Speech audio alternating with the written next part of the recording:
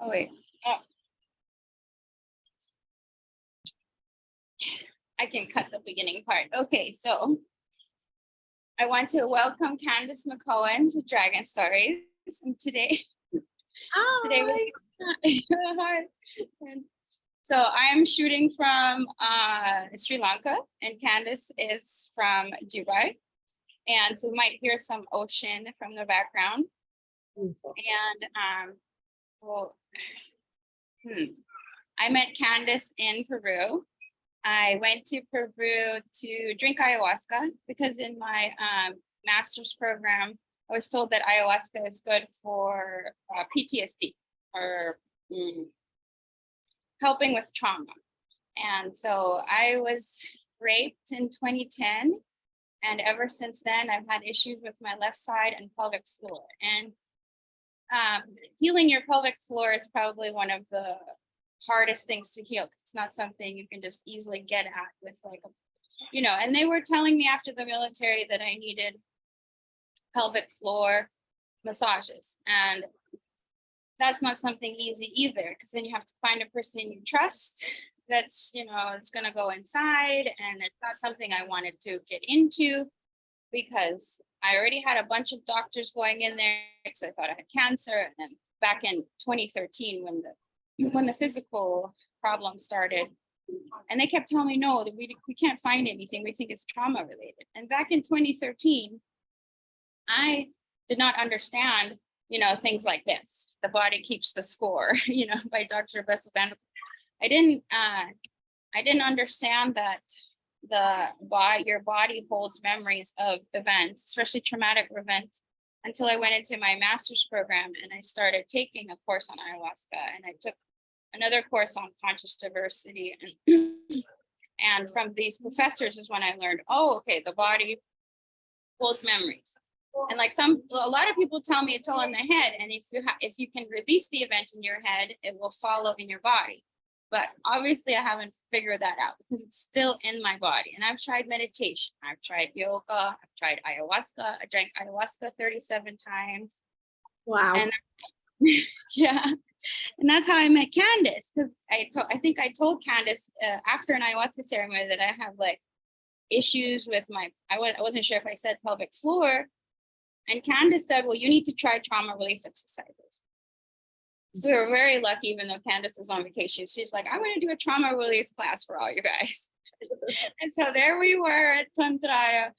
And Candice took us through I think 7 exercises, correct? Yeah. 7 exercises, which induce your body to shake.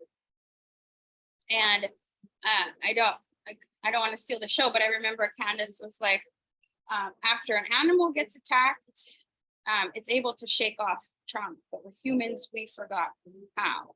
And so, well, I don't want to say everything. So from here, I'll let Candice take over and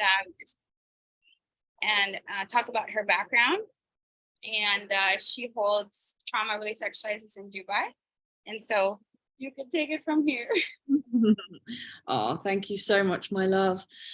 And thank you for, just being so honest and vulnerable about your situation, because I think, we briefly spoke before we jumped on that it's important that, as a human race, that we start to share these experiences that we have and, the paths and journeys that we go down to help us, release this trauma. And you are right, it is trapped in the body, and the body does definitely keep the score. So a bit of how I actually got in touch with this modality was similar to you. It actually was before I went to Peru. I drank ayahuasca in 2018, I think. And it was actually the shaman there that showed me this modality. And it was like just after I'd quit my job of 16 years, I was doing this profession. And I was like, right, I'm going to find who I am, what I want to do on the planet. That old similar story that we're all on at the moment. And I just thought, okay, where do I start? And I've always been into plant medicines. I've always been on this journey of finding out, a little bit more of what the world has got to offer and the universe has got to offer since I was 23. So it's always been a curiosity of mine. So I went to drink ayahuasca, and as I say, the shaman showed me about this modality, and it was just like this light bulb moment. And I was like, oh my God, this is amazing. So I went and studied in Singapore for a year to just understand how I could become a practitioner. So that was the introduction to it, and that was sort of the prerequisite for the qualifications. And I think the reason why I sort of resonated with it so much is because trying to empower a person to allow them to be their own healer or their own tool for healing is really important. There's space for everything. You know, healing is not a one-stop shop. It's not all about the mind. You know, it's not all about the body. It's not all about the spirit. It's about, you know, these three beautiful, you know, things coming together. So I think in order for us to recognize that, we have to make sure that we have these different modalities that serve each one of these mind, body, and spirit. So for me, why the body is so important is because, especially as women, we're good at talking about our problems. Okay, so you said that someone had mentioned to you that, you know, if you release the thought in your mind, it eventually reaches the body. I don't know what background that's from. I don't know what, you know, lineage that's from. And it does seem that that would be the case. But I think, you know, in terms of like talking about our problems, which we're very good at, we don't allow the body to catch up with that level of healing. So we might psychologically think, okay, yeah, I've got that sorted. I get it. I understand it. I know it, but the body doesn't. So to allow ourselves to have that container for the body to catch up is really important. So what TRE does, which stands for trauma or tension release exercises, is it just connects you with your primal instinct. So you've mentioned it already about, you know, the analogy that we use for like animals. So every mammal and every human has this very primal shaking mechanism on the planet. But unfortunately, over time, we've essentially killed this mechanism because we've been told as young children to like stop fidgeting, stay still. And then we put them in a classroom for 16 years. And, you know, we don't allow the body to move the way it should. Okay, so the similarities between what you experience is either when you're really excited or really angry and the body just shakes. So what it's doing is when you have these high chemicals pumped into the body, your cortisol, your adrenalines, the body needs that ability to release it. Okay, so when your body naturally shakes, it's just bringing it's now regulating what's going on in the body, these high charges in the body. But when we stop that natural process from happening, we essentially keep it in the body. Okay, so what trauma release exercises does is it allows, and that particular thing is happening when you're in your sympathetic, which sounds nice, but it's not. It's your flight and flight response, which I think a lot of us and probably a lot of your audience will know about, the fight or flight response. So once you're in that, the body will, you know, it's in a state of shock. You can also have, so once that's happening, our bodies have obviously moved on a lot since the caveman days. So what we were used to back in the day in terms of, you know, being chased by a tiger or saber-toothed tiger or whatever, we're not faced with those same stresses anymore. The modern day stresses are like social pressures, financial pressures, things that you've experienced yourself, abuse emotionally, arguments with our boss at work. So these are things that like, okay, so our system's constantly looking, okay, can I fight this situation? Okay, well, you're not going to be able to punch your boss in the face, right? Well, some people can, but probably not likely. And you're not also going to be able to run away from that situation. So all of these chemicals that you can even feel it in your body. When you have an altercation with someone, you feel that eruption coming. It's either in your stomach, it can be in your throat, you feel it in your body, but you don't have that gateway to just release it straight away. So it just is stored, maybe little by little over time. So it doesn't have to be something necessarily as traumatic as what you experienced for it to store in the body. It could be just little tiny bits of adrenaline and cortisol throughout the day that stores in the body that we don't release. But over time, it's going to turn into something a little bit more, you know, traumatic for you. So if we're not allowing that body to release, these these events, then we're just storing everything in the body. So what trauma release can do, it puts you in the parasympathetic. So those 7 exercises are designed to just slightly stress, slightly fatigue certain parts of the muscle up to your psoas muscle. So your psoas muscle is a very deep-rooted muscle. It connects the top half to your body to the bottom half of your body. And in the trauma world, they call it the trauma muscle. But in the Taoist tradition, they call it the muscle of the soul. So it's an incredibly powerful and incredibly important muscle. And what it's designed to do is whenever it has an impact of any sort, or if it's experiencing any form of trauma, its natural responses is to contract. Okay, so that's why on a plane, you'll always be put in brace position. Your head will be between your knees because your body will naturally fall forward if the plane was having an impact.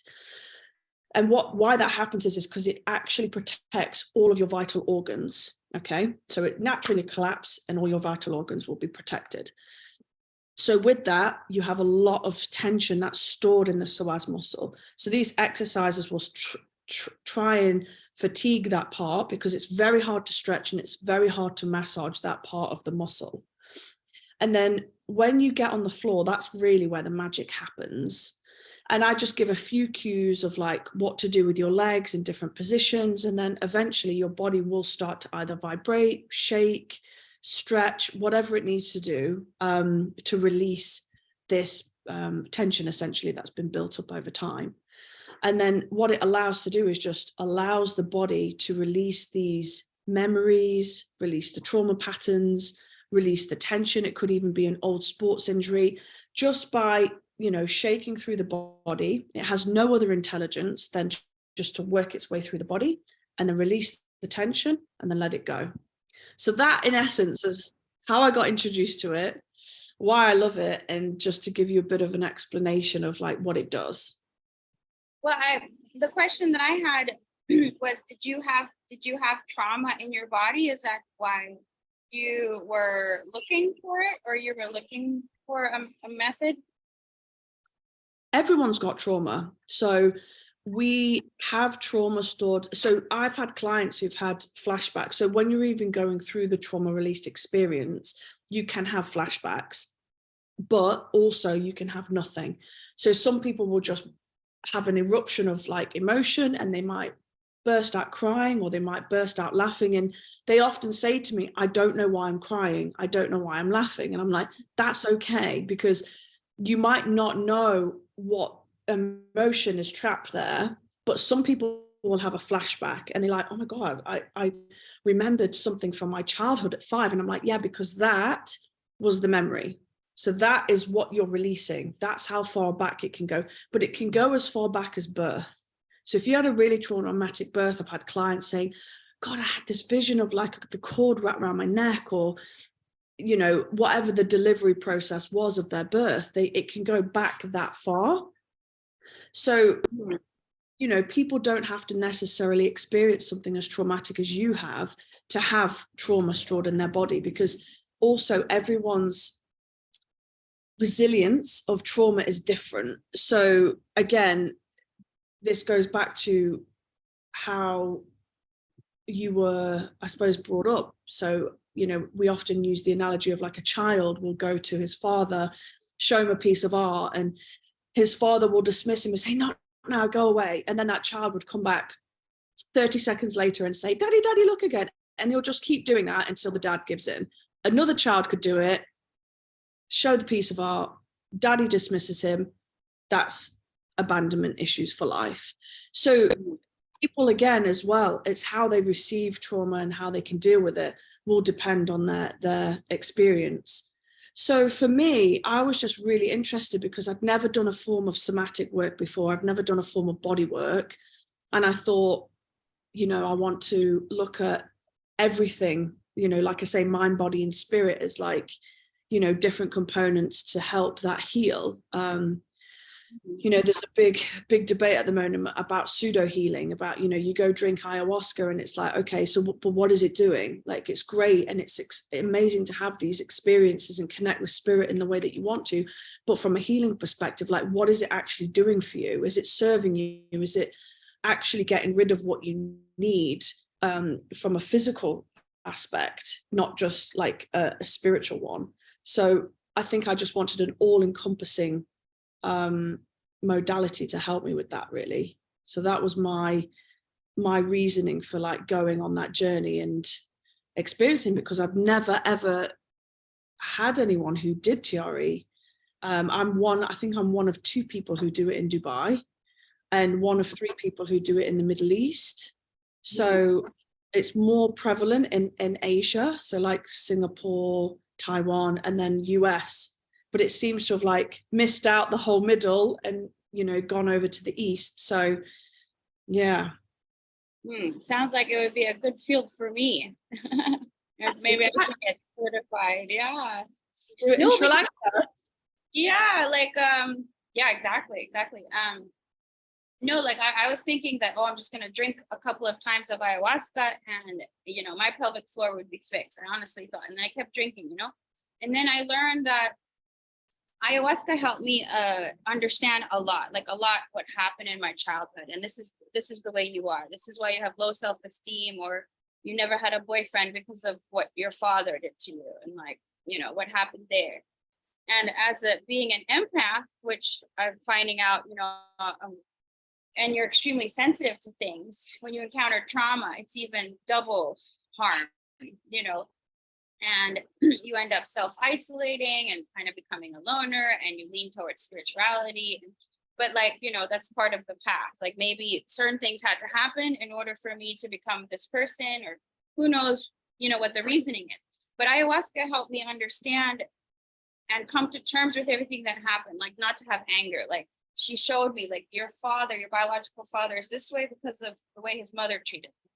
Or with the rapist, like literally ayahuasca told me there was a huge influx of draconian energy coming down on that year. And you're like, because I felt like I encountered a demon. It was so dark. And after that, my heart closed, you know, my whole view of the world changed. Before, I viewed life as like with rose-colored glasses. And after that, when you get a glimpse of such darkness, you know, my whole view of the world shattered. And then I was told when I was getting a reading in Mount Shasta, he said, because of what happened that night in 2010, your heart closed. And so with ayahuasca, I appreciate her because she helps you understand. So you don't have any hate or resentment, like, you know, and I don't. And like, I totally understood with a lot of things that happen, because she never lies. She kind of like opens your eyes, like, this is the truth. I know you don't want to hear it, but this is it. But like, now I have to do the body work, you know, and then like, you know, I'm finding out, I was listening to this other podcaster, and she was saying, especially if you have trauma at a younger age, which is what ayahuasca kept telling me, it's like something happened with my biological father, which I'm like, you know, I refuse to believe, but she kept trying to tell me the last couple of ceremonies, like, no, like, he violated you, and this is why you are the way you are. And then it kind of repeats the cycle, you know? Okay. And also intergenerational, and then my mother was raped, and so it's kind of like in the body, and you don't know any different, and then because it's in your vibrational field, you attract similar situations because you don't know any better until you heal it, you know, and then you feel that you deserve better. Yeah.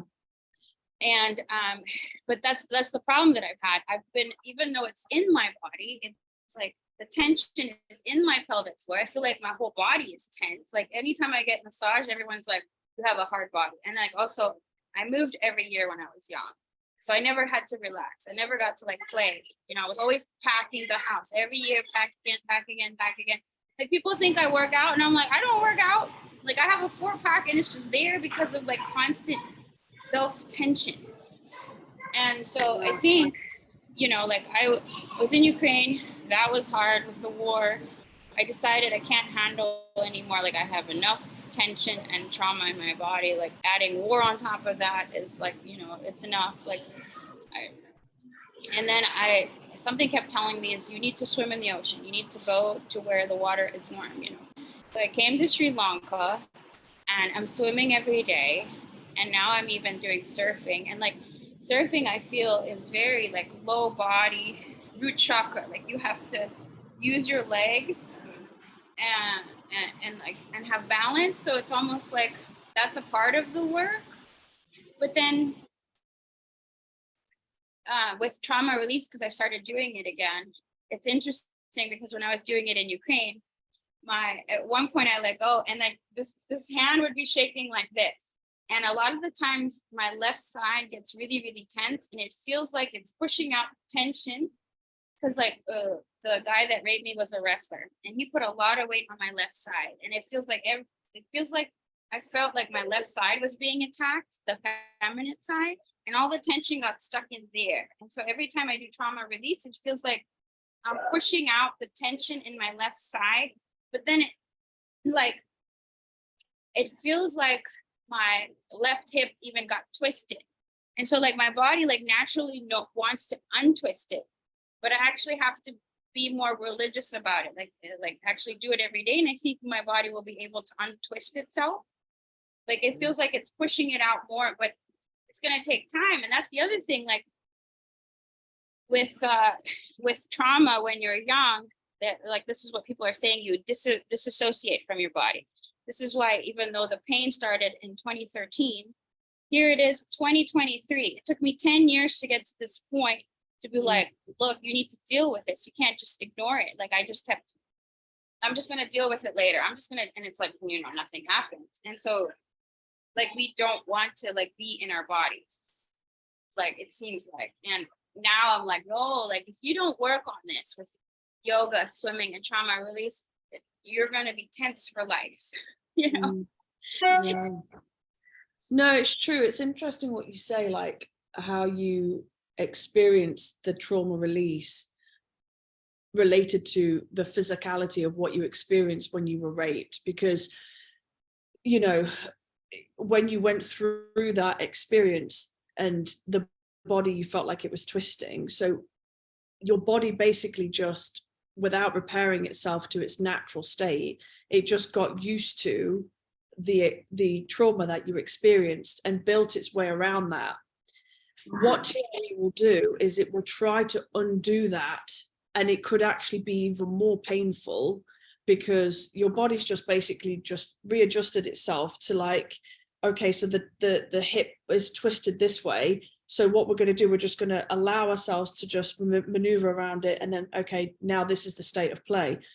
When you then start the trauma release, it will try to undo that. So it works with the fascia system. It will work with the ligaments, the muscles, and it will shake away. That's why you're experiencing the, you know, like you felt like it was untwisting. Well, and it hurts. Like my left hip is literally lifting up and it's like, it feels like it's trying to push it out and it hurts. And I'm just like, but it's doing its own thing. And I'm like, I just keep telling myself, just allow it to do its own thing. Beautiful. Every day though, I would just caution that is just to be careful, because you do want the integration just a little bit. So, but what you're saying is consistency is absolutely key in anything, you know, whether you go to gym, whether you go to yoga, whether you meditate, even with TRE. So every 2 to 3 days, depending on how your body responds to it, how you're feeling inside. And it's all about going within and looking at your compass and saying, okay, do I need it today?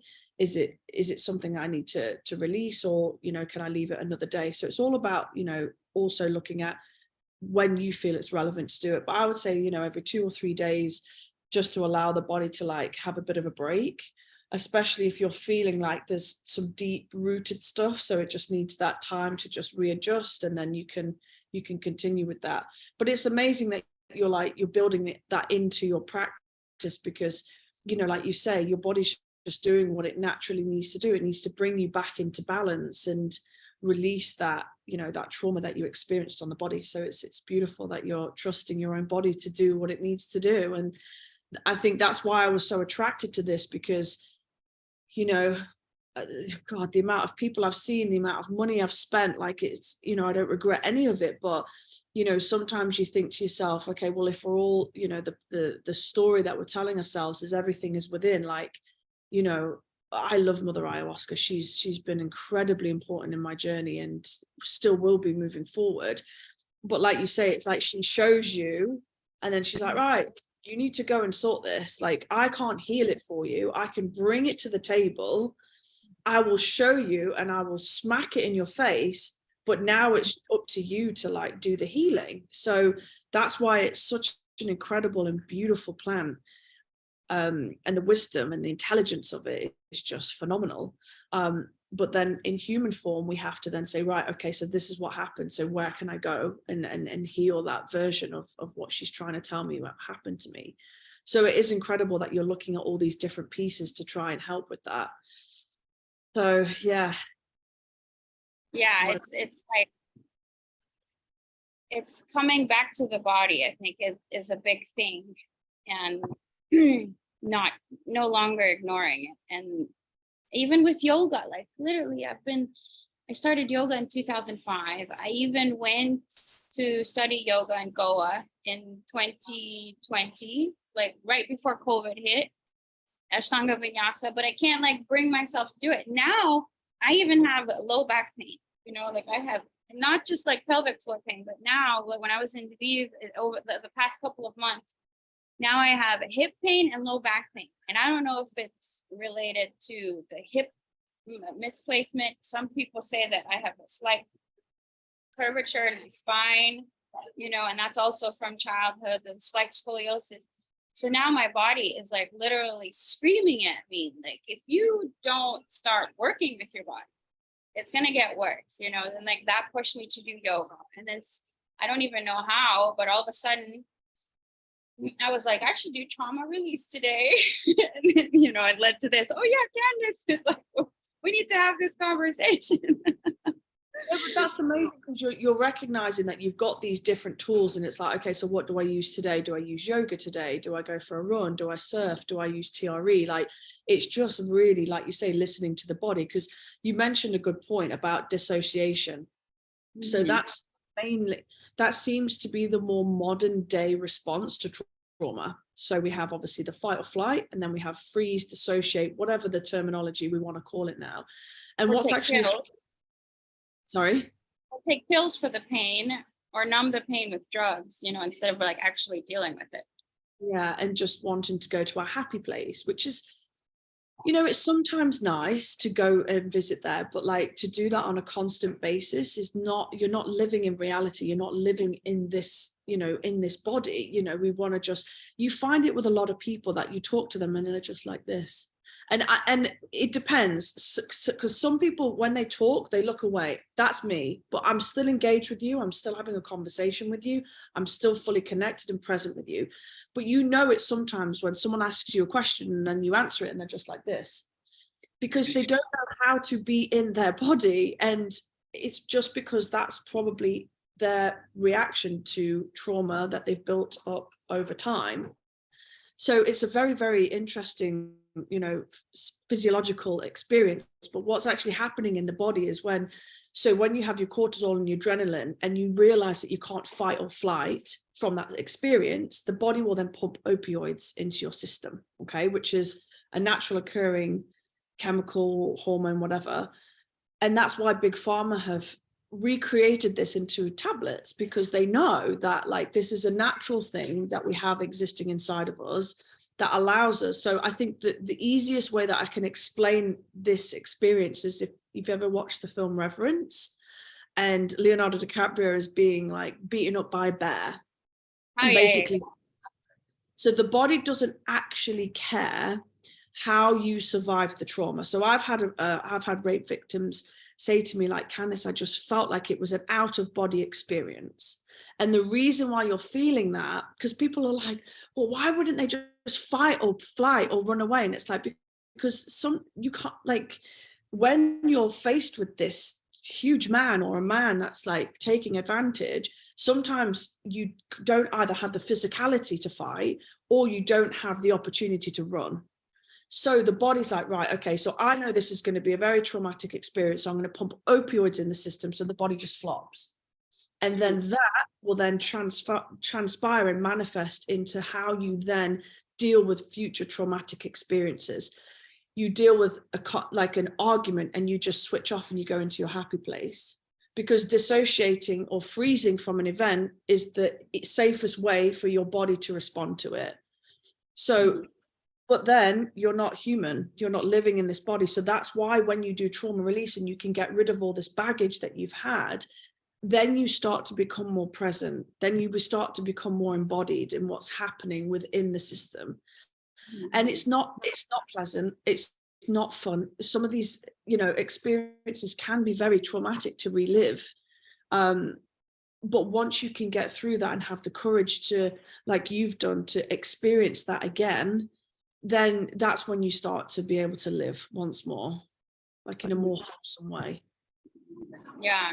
No, I feel like I have a lot to let go of in my body. Like there's just too much, but I feel like I've been shortcutting because I haven't been doing all 7 exercises. There was, when I was in Ukraine, I was doing like, like a half bridge. I would do a half bridge and my low back would start shaking. And then I would do butterfly my legs and do another half bridge. And just from those 2, I'm able to induce the shake.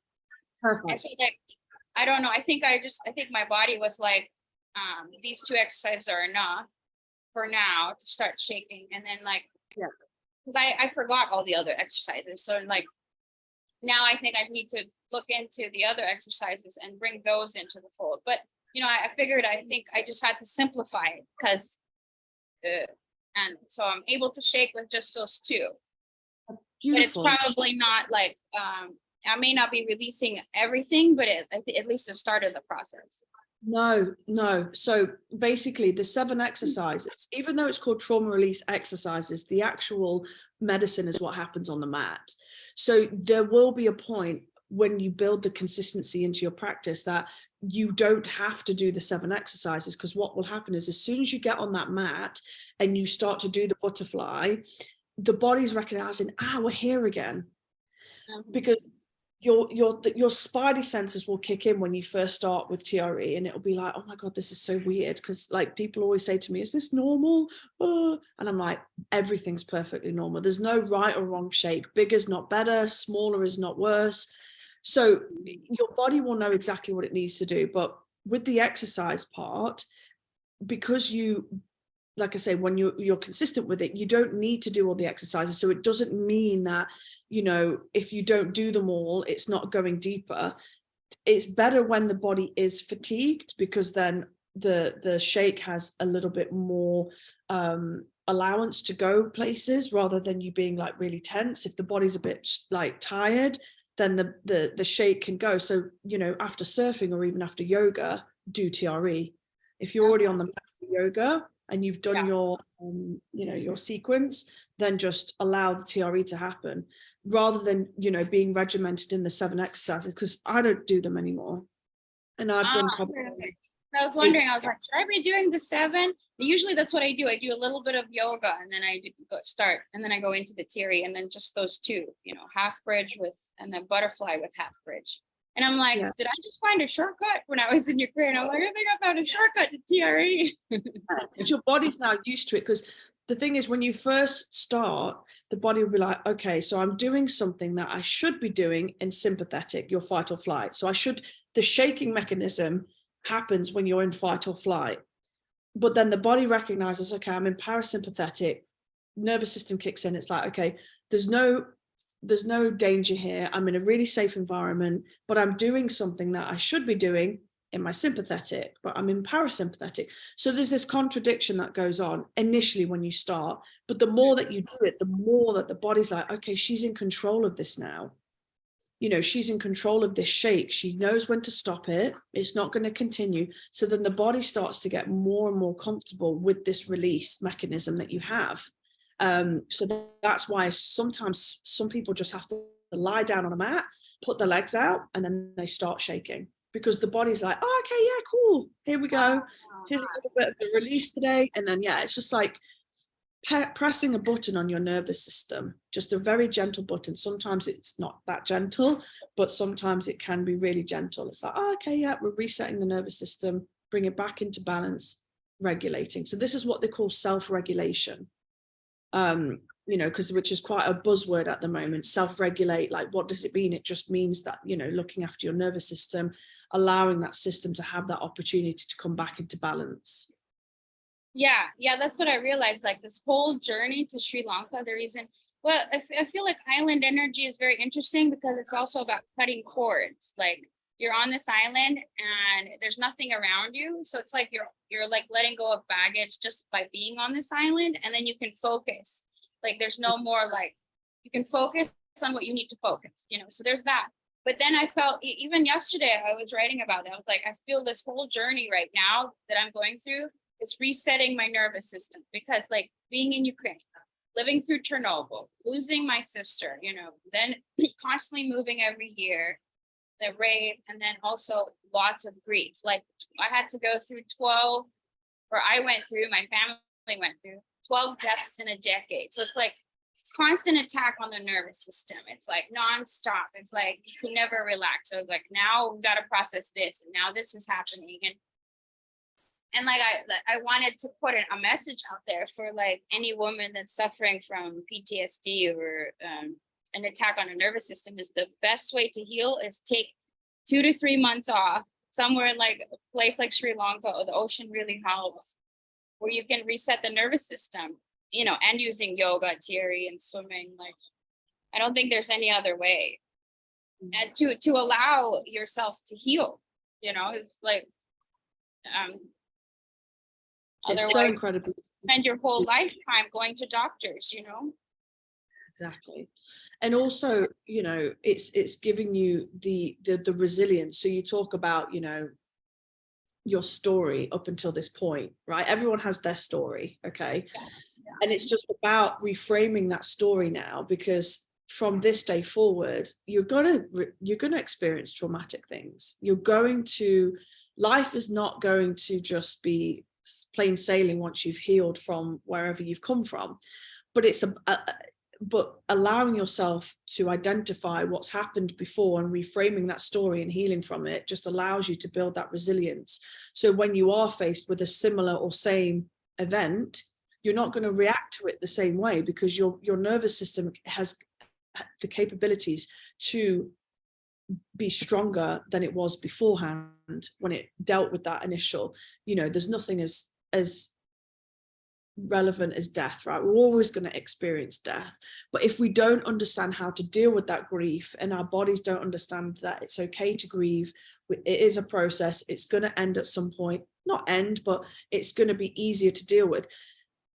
We just don't know, and it's just going to accumulate. But when you allow your body to build that resilience, doesn't necessarily mean resilience means ignorance. It just means that you'll be able to deal with these situations from a much calmer and a much embodied way, rather than, you know, as soon as something, you see it in people, you see how they deal with the most smallest of situations and how stressed out they get. And it's because over their lifetimes, they've not had the opportunity to deal with maybe more traumatic things. So the smallest thing, you know, the prefrontal cortex pops off, you know, and it's just like, there's no dealing with that person, because they don't have that capability of having that outlet to just deal with the smallest things. It's true. I would run into people and they talk about, you know, losing a family member. And in my mind, I'm like, one death? I've gone through 12. But it's like, you know, and then I'm like, don't compare, you know, because it is what it is. But like sometimes I feel like I've gone through war. But you know, everyone is on their own path, and you know. Why that happened to you, and it's about okay, so life will throw something at you, and it's like, okay, so how are you going to deal with this? And it's like, okay, and it's also allowing ourselves to make sure we don't get trapped into that victimhood, because that's also could be quite a reliving that you know, so we say about, okay, well, you know, I'm not using yours as an example, but like, okay, so you had one death, I've dealt with 12. It's trying to reframe that and just saying that's what happened to me. And, you know, someone who's dealt with one compared to someone who's dealt with 12 doesn't make that one person's any less, Right. you know, so it's just about allowing us to be like, okay, so getting out of that victimhood mindset and just saying, and being able to do that is to build resilience, and then being able to then flip it around into the compassion piece and just be like, okay, yeah, I understand you, I see you, I've experienced that myself, how can I serve you, you know, what best way can I show up for you? And it's hard, it's really hard to do that, because, you know, you do think, oh my God, it's just like your grandma of 96 has died, and it's like, yeah, my dad died when I was 21, you know, and you do start to think, you know, my dad died when I was 21, like, how do I, you know, even start to be able to support this person when it's a grandma of 96 and they've had this beautiful life and blah blah blah. So, but as you go through the healing journey, you do start to realize that, yeah, I'm good with that, I'm good with that grief, it happened at a time, I understand why my dad passed away, you know, I can cope with that now, and I can be there to show up for people, to deal and hold them in their grief. So yeah, it's really interesting, because the more resilience you have, the more compassion that you will be able to show up for people. But it's going through the journey is hard.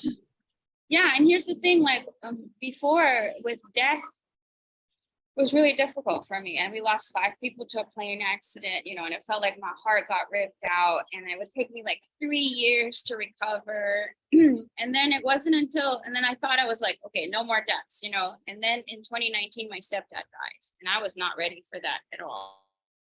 And I was like, oh man, I thought I was done with death, and then wham, you know, hit in the face when I was in India. And then I go drink ayahuasca in Peru, and my stepdad is there in every ceremony. Literally, I feel his presence in every ceremony. I was like, oh my God. And then I did a Shipibo ceremony in the jungle. It was my 3rd one. I finally just overcame the fear of ayahuasca, because before, you know, we have all these fears coming in from people. Oh, like, well, you're going to get possessed. You know, there's people that don't understand ayahuasca. And so there's a lot of like this weird stigma. And so I had some of that on my shoulders. And then so like this was the 3rd time coming in, and I'm like scared again, like, oh my God. And I go in and drink, and there's the spirit of ayahuasca comes, and she's like, what are you scared of? I just want everyone to heal. And at that point, I began to understand her spirit, you know? And then it was like a really strong ceremony. I was in it for like 3 or 4 hours. Then I was finally able to go outside into the jungle to go to the bathroom, and I'm walking, and there's my stepdad walking right next to me, like it was like he was alive. And he's like, Kat, I never died. I'm still here. I'm just no longer have a physical body. But because I don't have a physical body, I can actually help you. And I'm much lighter, and I'm not miserable anymore, because he was really sick. He couldn't sleep. He had all sorts of problems. And he's like, I can actually help you and be there for you.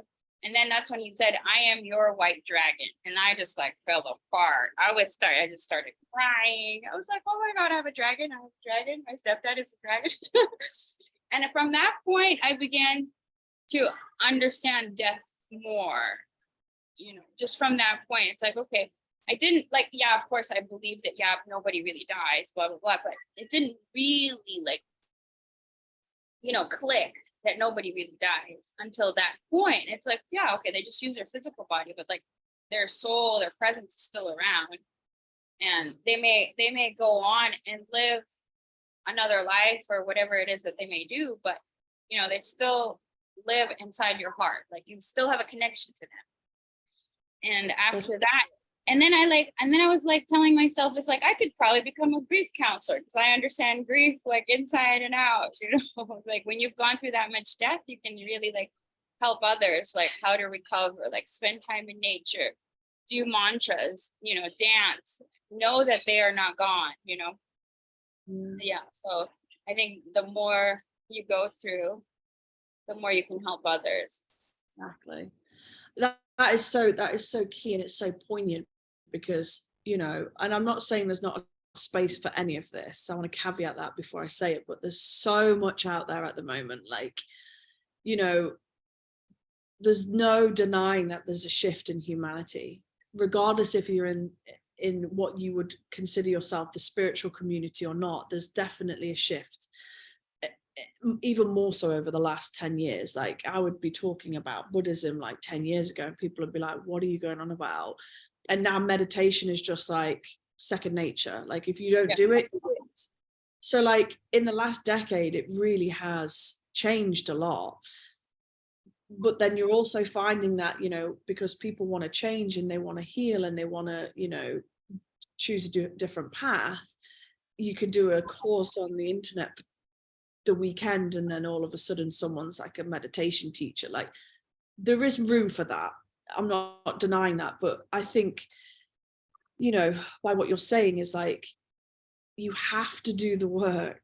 You have to go to the depths of hell in order to be able to do the work and then hold space for others. And I think you've hit the nail on the head. You know, you've experienced, like, I'm not saying ayahuasca is the only thing, but it's probably a beautiful gateway, because she wouldn't be, you know, coming on the planet if there wasn't a need for it, right? She's now coming out of the jungle and she's saying like, this has got to change. So humanity has to change. She wouldn't allow herself to be, you know, part of people's lives that she didn't want to be. So going and drinking her, and like you said, like releasing all those fears that you had, experiencing her in the way that she wanted to, and then allowing you to go to these really tough places that you've experienced, you have to do the work. And that's why you're like, yeah, I could probably hold space for someone who has grief, because you've re-experienced that grief, you've understood it, you've healed from it. Doesn't mean you're healed forever, but it just means that you understand it and you can embody it, and then you can sort of like be there for someone else. You can empathize, you can hold that container for them. But some people don't want to do the work, and then they're like, oh, I'll hold space for someone, and that can actually re-traumatize them. You know, if you don't know how to hold space for someone and they're, you know, they're going through a process and you're just like, oh shit, I don't know what to do, that can actually worsen the experience. So I think all I'm saying is that, like, if you're ever thinking of going down any route, just make sure you know who you're working with, and yeah, that they've done the work themselves. Because I think it's very easy for us to just be like, oh yeah, I had this most incredible cacao ceremony and like, oh, I'd love to do that. But you just don't know, like someone, and I'm not saying for any stretch of the imagination that I'm an expert, but I feel pretty confident that I know what I'm doing in my field. And if someone, you know, did have an experience or process, I know exactly how to deal with it. But yeah, it's really interesting point that you've said, because like you've done the work, you've been there, you've gone to the depths of the dark side, you know, and you know that Shiva night was just beautiful. And you obviously, you know, the Kali night, which I wasn't part of, but you know, they were pretty intense experiences. So yeah, you just have to know how to hold space for that. Well, even like this channel, that was ayahuasca. Ayahuasca told me 3 things. One was, you're going to be spreading Shiva consciousness throughout the world. And then she told me 3 places, San Roque, San Jose, and Ukraine. But it's like everywhere I go, I'm chanting mantras, you know. And it seems like anytime I was doing Shiva mantra in the mountains in Asangati, the hail would come. And I thought the hail would only come in the mountains. I do Shiva mantra the first time in Lviv, Ukraine, and the hail comes. And then like the snow comes. And like they haven't had that kind of snow in a couple of years. I started doing Shiva mantra here on the beach. It's not rainy season even, you know, like you're not supposed to get any rain last month or this month. Usually the rain comes in like April or May, and we would get rain showers and thunder showers, even with the fish. Like the fishermen, I saw one time they barely caught any fish, small ones, you know, and I started praying for them to have more fish. The next day, I even get to be a part of it. There's like, it seems like all of Hikadu is out there pulling this net in. It's like traditional farming method with one catamaran, and everyone's pulling the nets in. And I was like, I was worried a little bit. I'm like, oh, are we doing it right? Are we doing it right? Someone read my mind and was like, yeah, we're doing it right. And there was so much fish. And I was like, oh my God. And I was thinking Shiva, you know, because I was like, I think that's Shiva. It's like somebody told me that Neptune, god of water, actually comes from Shiva and it's carrying the trident, the trifle. And I'm like, I think this is all Shiva energy. But I'm like, don't get a God complex, you know, like don't. But I feel like I think mantras do change the atmosphere and they do bring in abundance. And then the second thing she told me was, you're going to lead kirtan. And I'm like, yeah, I start arguing with ayahuasca. Yeah, but my voice isn't good enough. And she literally was like, you need to recognize your divinity. And I was like, you know, and I always remember that because it's not something I would say. And then I was like, okay. So like I've held 5 kirtans so far in PSAC, but I don't feel like I'm a musician, you know, and I want to like do it here because the spiritual aspect is missing in Sri Lanka. It's mostly surfing and drinking and this, but it feels like it's needed here. But you know, I'm not there yet. So that's why I was, you know, gonna go to Rishikesh. You are there. You are there. Yeah. You are there. I feel like I'm like, oh, but my, you know, still going on the same loop. Like my voice isn't good enough. I'm not a musician. But then I would watch the Muji people and the girl that sings like amazing Kali mantras, amazing Shiva mantras. She doesn't play an instrument, you know. So I'm not there with the second one. I'm doing the first one. And then the third one, she told me, you need to start your own channel. Like, and that's what this is about. Because she literally told me, like, you need to start your own channel because you're going to be channeling. And I'm like, and then like, there was, when I was hanging out with my shaman in San Roque from Cameroon, we did this amazing interview where I interviewed him and he was talking about his background, how he got into ayahuasca and hypnosis. And he was like, he was the one that gave me the idea. He was like, you're great as an interviewer. Like you should be, since you travel so much, you should, you know, be interviewing people all the time. And then that's when I came up with the channel Dragon Stories, because I'm interviewing dragons, you know, like cool people that are doing amazing things. Like Paul even agreed. Dragon energy, of course. You bring the dragon energy into every ayahuasca ceremony. And like Paul Diamond, you know, Patanjaya, he even agreed to do it. And like, and then I like chickened out myself. And then we didn't have internet in Ukraine because of the power outages. But like now I told myself, you need to get on this thing. Like ayahuasca told you, you need to start your own channels. Like you need to listen to her. She's always right.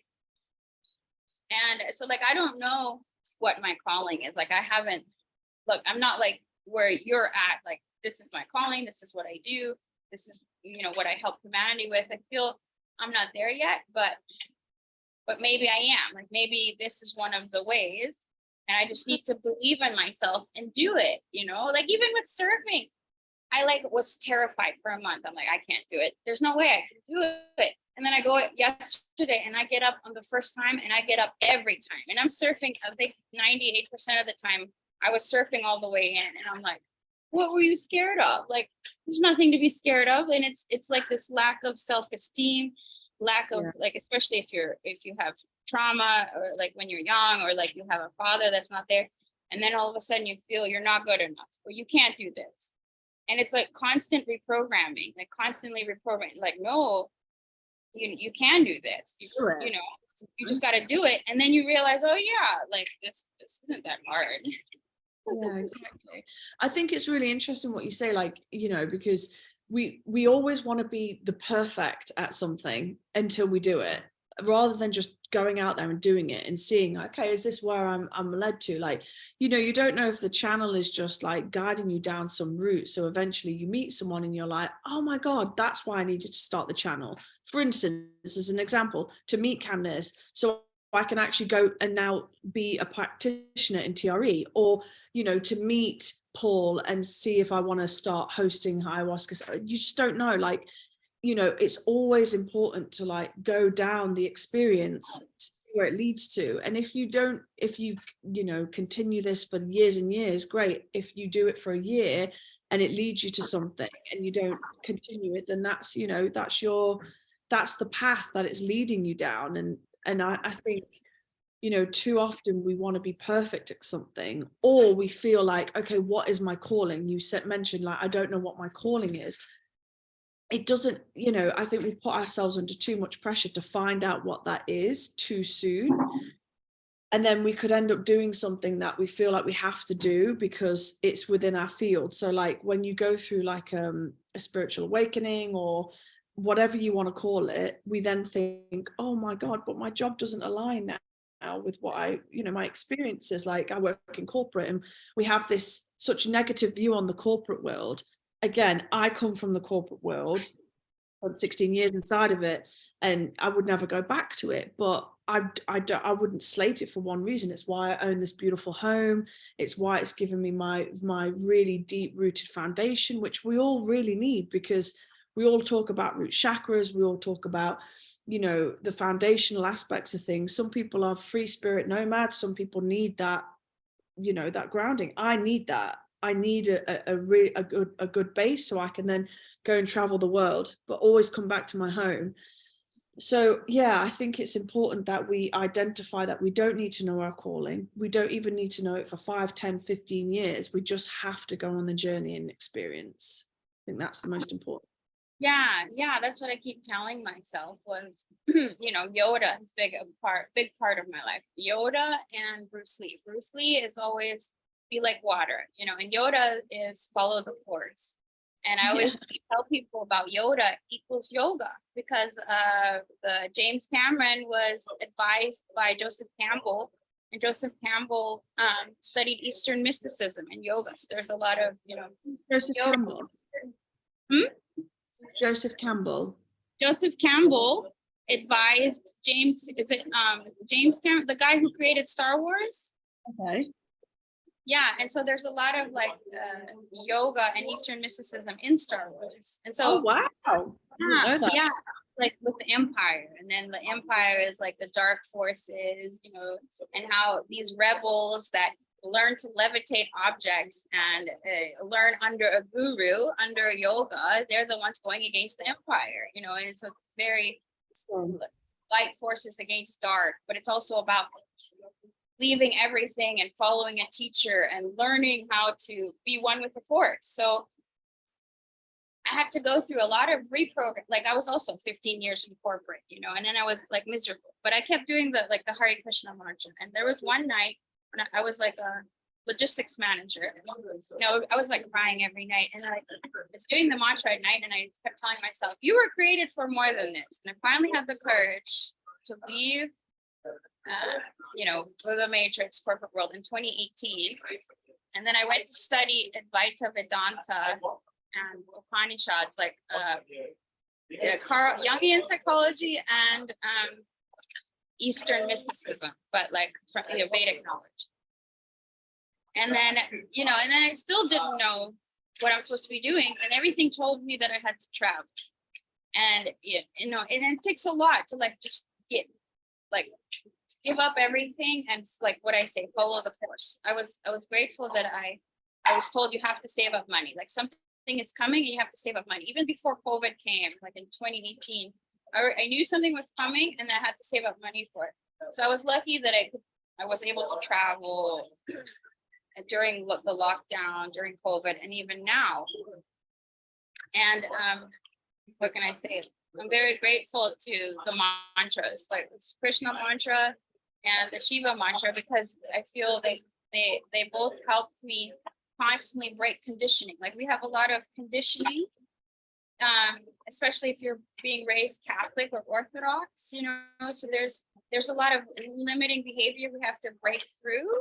And the mantras help me every time, break through the limits. It's like, no, you need to keep, there I was in Tenerife, from Ukraine, and I was thinking of going back to the States, and everything was like, no, you can't go back. And even the flights were 44 hours for $1,000, and the flight to Sri Lanka was $600 in only 26 hours. And I'm like, okay, I guess I'm going to Sri Lanka. But if I stayed in a box, if I stayed within my limiting beliefs and not wanting to go into the unknown, because all of these places were going into the unknown, like Peru, that was unknown. I don't know what was going to happen there. And going to Ukraine during a war, everyone was like, you're crazy, but I felt I had to be there to do mantras and put a field and bring some light, during a time of darkness, bring the snow. And there was beautiful snow. I was like, they can't have a war if there's snow coming. You know, Exactly. and so it's like that's why like I'm a big fan of mantras, and I feel that's a big part of the healing process, like ocean, TRE, yoga, meditation, but definitely mantras too, because especially if you've been traumatized, then you put yourself in a box, like, oh, like for example, but okay, do you have to go, by the way, or do you have some more time? So like I can Yeah, keep that's this. fine. Okay, Yeah. okay. For example, I have like this fear of taxis, going into taxis, because like I always feel like that, I'm gonna get raped, And going into Latin America even was a huge challenge, because I kept thinking I was gonna get kidnapped, even to the point where I traveled with my friend, snowboarding friend, to Mexico City. And the whole time I actually thought his family was gonna kidnap. Like, and so I think that was trauma from a past life, where I had these visions that I was like being held in a house and used like as a sex slave, and I was like trapped. That's why I have a strong aversion to even seeing animals on chains. Like I hate seeing dogs on leashes. I'm always like, let everything go. But what was interesting was 2 days ago, my friend invited me to his uncle's house, and he's showing me his house, and every room had keys. And literally, I started to panic. I actually thought he was gonna like lock me. And this is just 2-3 days ago. I actually thought he was gonna lock me in one of the rooms. So where like I stayed in the living room, and because like every door had a key, it wasn't like open. The whole house was open, which means I still have trauma from a past life. Like I have this still inside of me, even though it happened not in this life. Like I wasn't ever locked in a room in this life, And which is interesting. And so now I'm wondering, will the trauma release exercises be able to release something like that from a past life? Or is this, like, I don't know. It's crazy that I was, I can't. And then I left the house, and I'm like, oh, thank God. Okay, I didn't get locked in, like Yeah, to it's have type of emotions, even from a past life, or like, I can't even explain it. yeah, it's a tough one, because again, it's down to your belief system. And from the lens that I want to talk from is from a very inclusive lens. So although I do believe in past lives, the actual TRE practice, we cannot distinguish whether that would or wouldn't. Okay, so I wouldn't want to go into TRE will do X. From a personal perspective, if we look at the data now and seeing what's coming out with like epigenetics with Bruce Lipton and different things about like our DNA and we talk, I suppose the woo-woo sense of like ancestral healing and ancestral trauma. And it's like, well, can it and does it exist?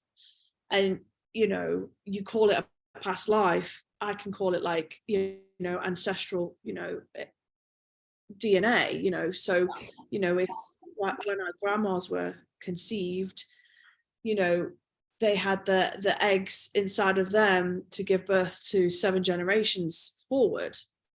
So if when they were pregnant with my grandma was pregnant with my mom, if anything traumatic that happened to her can be passed through the placenta to my mother, and then my mother carries her eggs that carry the eggs for me, how can we deny that is a possibility, that we can carry ancestral trauma?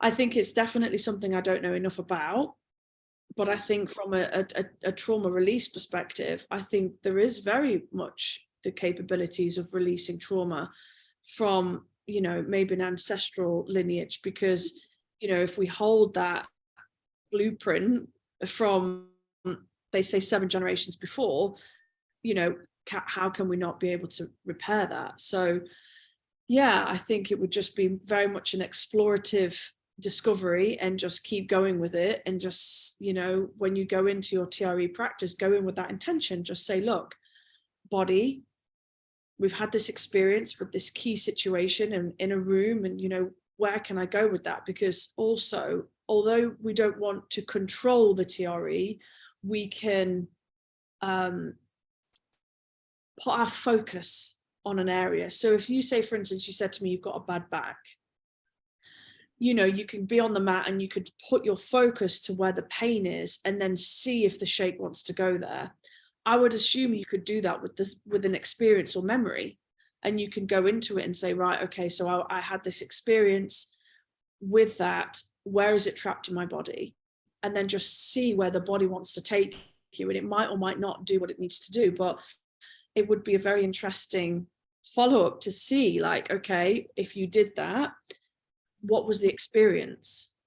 And when then you were back in that situation in a place with, you know, doors or a taxi, did you feel lighter? Was it a little bit more palatable to experience? Did you build that resilience? So it's definitely something that I would encourage you to explore, because that could help you with these situations in this lifetime. Right. Yeah. Okay. Well, I think that should be good for today. Yeah, we went through a lot. We dived deep. Yeah, that was really good. Hopefully this conversation helps other women in their healing journey. Or men. Or men, that's true. Yeah, they experience rape and abuse as well. So yeah, anyone who can hopefully benefit from what we've discussed today, you know, is beautiful. Yeah, very true, very true. Everyone carries trauma. Yeah. Just different types. Yeah. And you gotta shake it off. Yes. Shake it off. Control out, delete, and reset your body. Yes. Well, thank you for opening the conversation and also being so vulnerable and sharing your story of why, you know, you experienced it and how we got connected, because I think that's really important. So thank you. Yeah, it's been a pleasure meeting you and learning from you. And so I can put your like Instagram, maybe, if anybody has questions, or Instagram is at TREDXB, and I can answer anyone's questions through there. Yeah. Okay, sounds good. Okay, thank you, Candice. You're the best. Thank Ciao. you. Bye. Bye.